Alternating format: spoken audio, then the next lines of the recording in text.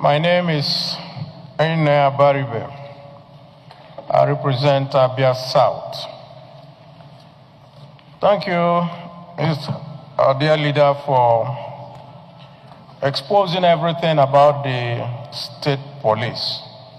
Mr. President, I used to be one of those that is against state police. Mark my words, I used to be.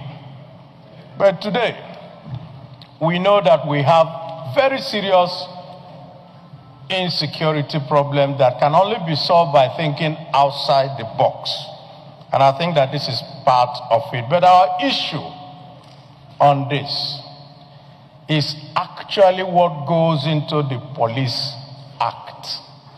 It's not really the amendment of the Constitution, because you can amend the Constitution, but then in the Act, matters of usage of the police is where most Nigerians are bothered about. The mover of the lead debate has said that those things will be taken care of.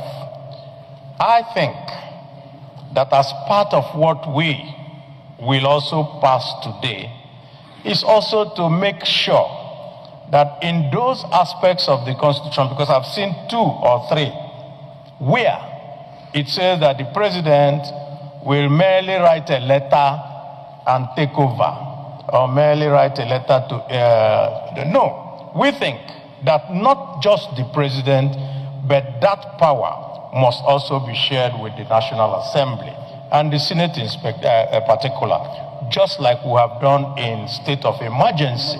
Because we cannot have a situation where the president just looks at a state, maybe he's not in good terms with the governor, and decides that he will take it over. How would you go against that? So I think that we should look very much into that. The second and the last part of what I will look into is the question of funding. Today, we are aware that states have far more funding than before. But we also had a time in which states didn't have as much money, which means that he who pays the piper will also dictate the tune. So what we will have to ensure that we go into the act is that funds that we go to the state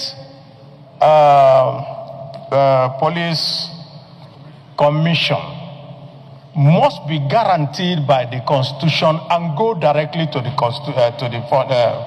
commission, so that what we are seeing today with regard to local government funds, we don't have to see it with the police, because if we do that, then for people like us who come from the southeast, where in 2 or 3 kilometers you see 10 checkpoints, you will now have 100 checkpoints by state people who will have to fend for themselves if they don't have the requisite funding.